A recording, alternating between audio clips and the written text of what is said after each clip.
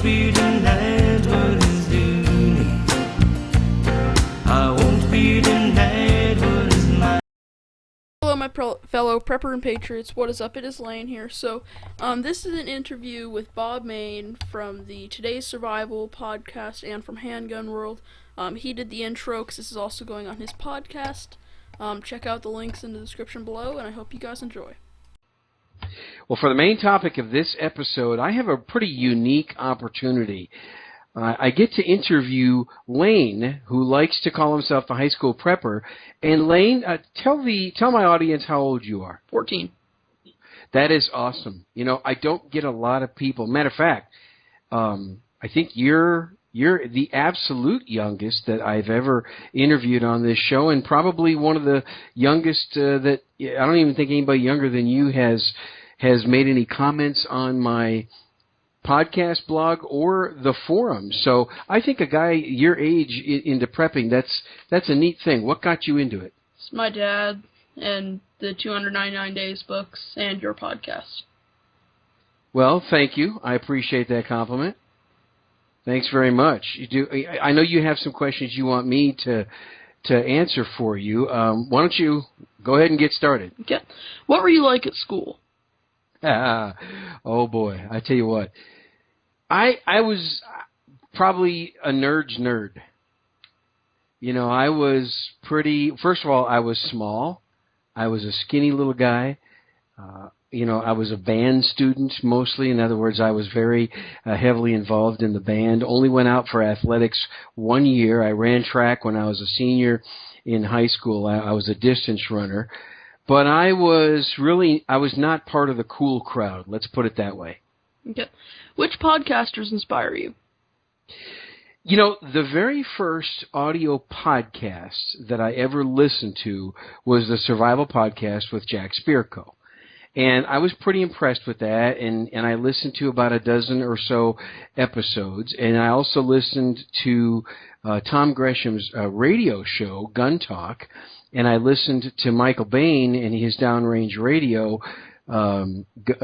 podcast on guns, and he also talks a lot about staying prepared. And between the three of those, those were pretty inspirational and kind of made me think, hey, I can do this too. Yeah. Can you give us an insight into your podcasts? Today's survival show is, I'm a common sense kind of a survivalist and a prepper. My show is clean. It's a family-oriented show. Many of the other podcasts out there really are not, and I can't understand why people can't seem to keep them clean, because I think that families are very important to being a good modern survivalist. So I think people will like that about today's survival show. I like to interview people like yourself. I also have a couple of listeners that get very active in finding people to interview. Cal Wilson, the author of the book Dirt Cheap Valuable Prepping, he's done some pretty cool interviews for my show recently. He interviewed James Wesley Rawls, and that was a really good one. People can go back and listen to that. So it's a pretty practical show. And then a lot of people know I do another podcast called the Handgun World podcast, which is all about firearms. Yeah. How much research did you do? It's funny you ask how much. I like to establish what's called show notes. And so when I think of a topic, I'll do a few internet searches on that topic.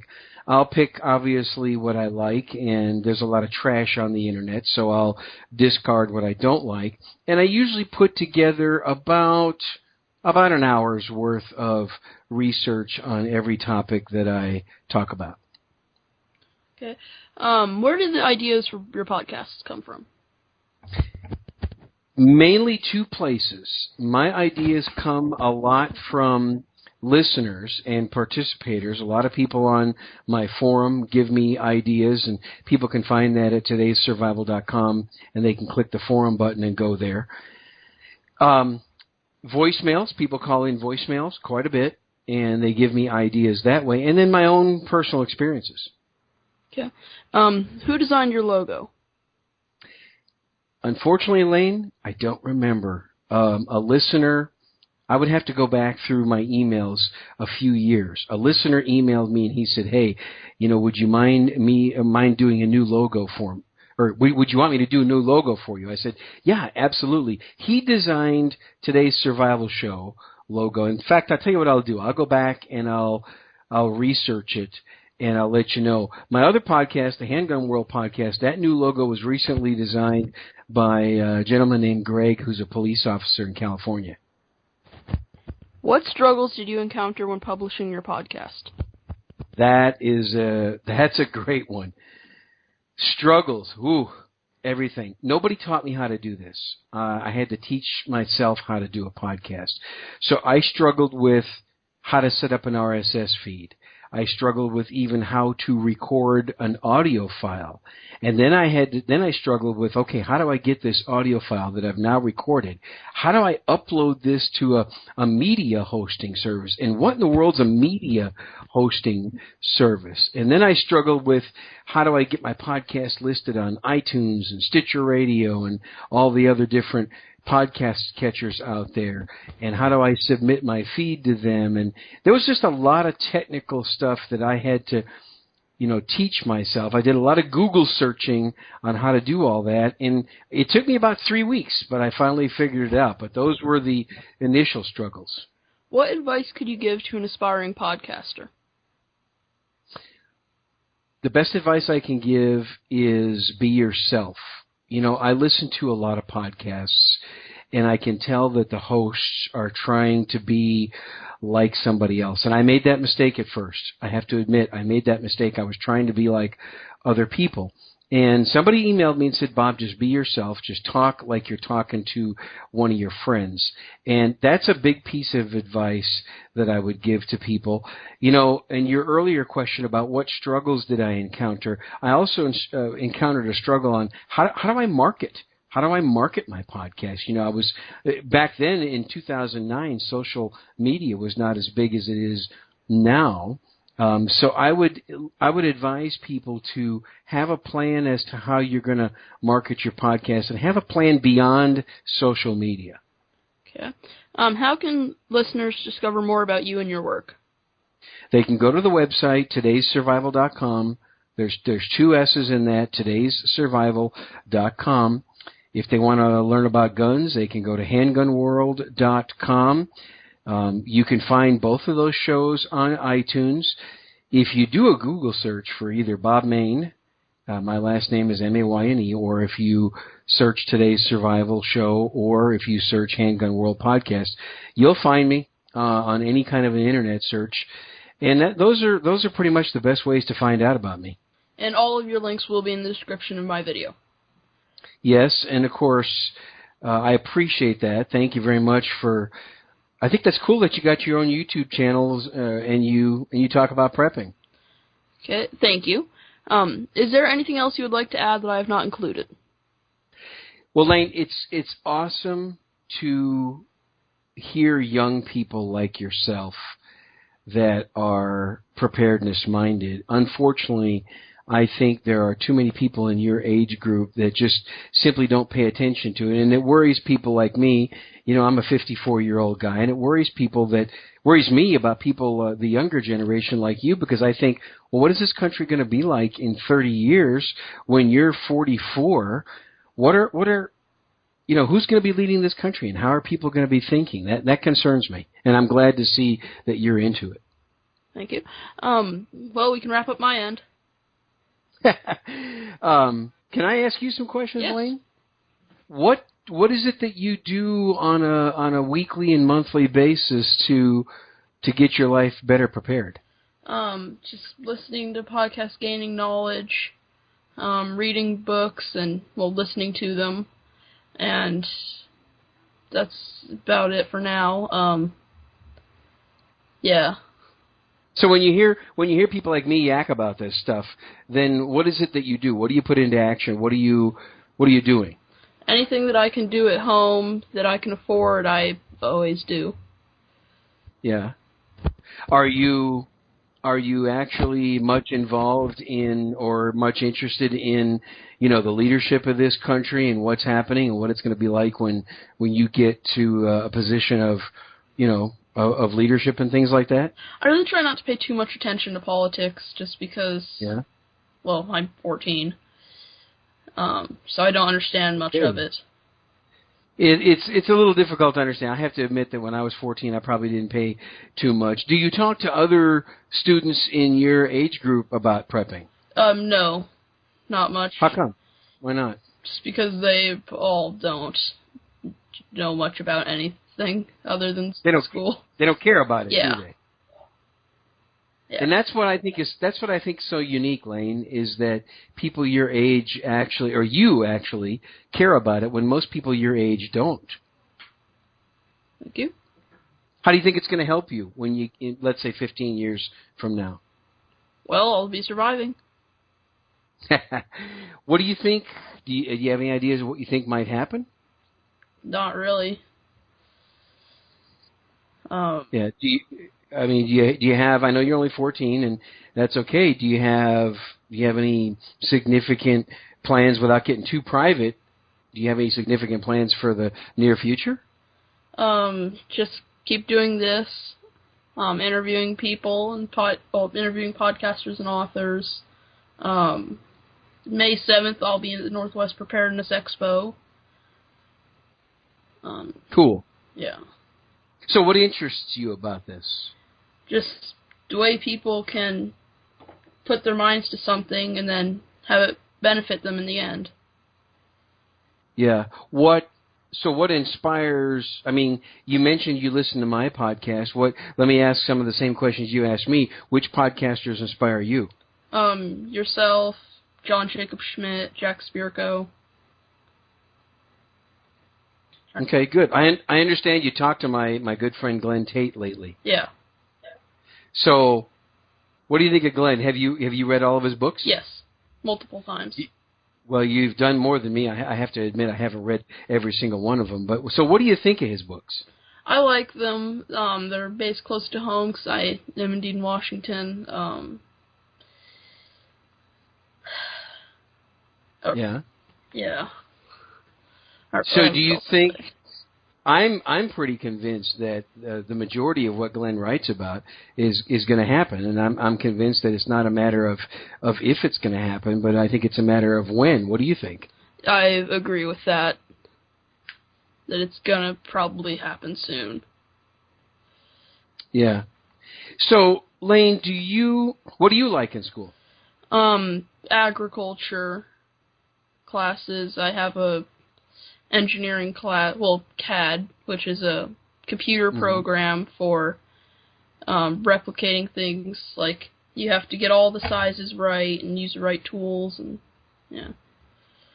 Yeah, that's good. We use some CAD drawings in the full-time job that I have, and it's pretty cool. It's neat how people that are talented with that, I'm not, how they can replicate things, and it's useful in what I do. Yeah, and I have a whole class for it.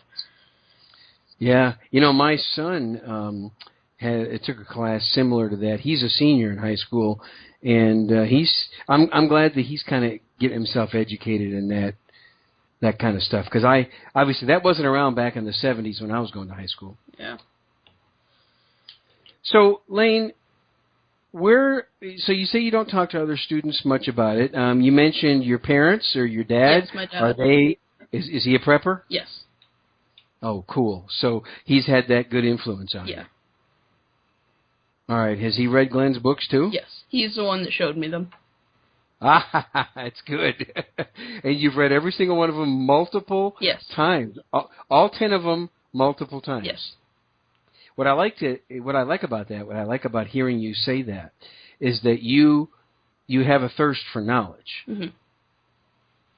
In your age group, what do you think would happen if you, at one day at school, if you did bring up the subject of prepping? Everybody would call me crazy. They would, huh? Probably. With my classmates, it wouldn't surprise me. They think they'd call you crazy? Yeah. But that even happens to people in my age group. I mean, it happens to those of us who are middle-aged adults. Some people call us crazy. Yeah. What would if you were having a conversation and someone said, Lane, you're nuts, What do you think you'd say? Who will be alive when it happens? Yeah. But what if they say, Lane, that stuff's never going to happen? You don't know. Anything can happen nowadays. Well, yes. Do you think that? Well, let me ask this a different way. I was going to ask you a question one way, but I decided to kind of change my thinking on that. What do your parents warn you about? Just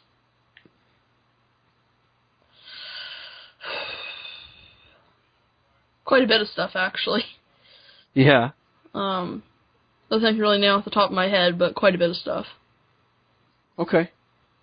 Well, again, I think it's really neat that young folks like you are are kind of paying attention to this. I wish there was more. I wish I had, a whole bunch of high schoolers, contacting me and say, hey, let's talk about this prepping subject and let's talk about another prepping subject. But you're the first, and I think there's very few of you. What do you think of that? Well, people need to start getting smarter about this kind of stuff and know that it's not just in books and podcasts, it is a reality that it can happen. Yeah, do you have any ideas of what you want to do when you're done with high school? Just keep doing this, and work for a fuel company. That's good. You mean like an oil and gas company? Yeah. That my dad's worked for forever. A lot of that here in Texas. Yeah. A lot of it. That business is slumping a little bit right now, but that's good. So you've got kind of a vision as to what you want to do. Yeah. It's good to hear. I asked you that question because a lot of young folks like you, they don't have a vision. They're just kind of, going with the flow and don't really have an idea as to what they want to do. If you ask that question to most of my classmates, they say a video game tester. My son would say the same thing. But those aren't going to get you too prepared, are they? No. Well, but my son gets it. He understands about preparedness and things like that. It's just that he sure loves his video games. Yeah. A video game tester. So is that a real profession? Yes, actually. It is. So let me guess. When somebody designs a video game and they want to bring it to market, they find people to test it and see if it's going to be viable. Yes. And do you do that? No, I do not. I don't have too good of a computer to do it. But people actually get paid to test them. Yes. Well, I mean, hey, it sounds like that's a career of the future. Yeah. I got to admit, when I was 14, I didn't have a clear vision at all of what I wanted to do. Matter of fact, I probably didn't even figure it out till I was about a junior in college. Well, Lane, I'm finished up on my part. It's good to have you on. Is there anything that now I know that there are people that let their families listen to my show. So I would say, even though I probably don't hear from them, there are other people in your age group that are listening. What do you want to say to them? You can check out my YouTube channel, HighSchoolPrepper, for, well, whatever I can manage to do for the for prepping, and make sure you check out, send emails to Bob and myself. My email is highschoolprepper@gmail.com. That's about all I have. And your YouTube channel, if they just search High School Prepper in Google, they're going to find you. And there's no spaces, no caps. No spaces, no caps. Just put into Google High School Prepper. Yep. And it'll hit your YouTube channel, no problem. Yes. And I found it pretty easily, folks, so check it out. Lane, thank you. Thank you for coming on the show. I appreciate it. It was really good to talk to you. Yep, thank you for having me on. Well, you're welcome. Hello, once again we have conflicted cards. So, today you have been approached by a post-apocalyptic community, which is very well known and respected. They invited you to join them. Food, water, and comfort awaits you and your family. However, there is only room for you and your family. Your buddies and their families depend on you and your skills. But the life you all live now is full of every kind of struggle. Would you join the community for the sake of your family and leave your buddies? Or would you stay with your friends and continue to make your family suffer? And why? Well, that just makes it sound evil. Continue to make them suffer. So I think that I would... Oh, that's really hard. I would let my family and my buddies' families' kids go. And then I would stay with them. So, like, kind of a mix of both.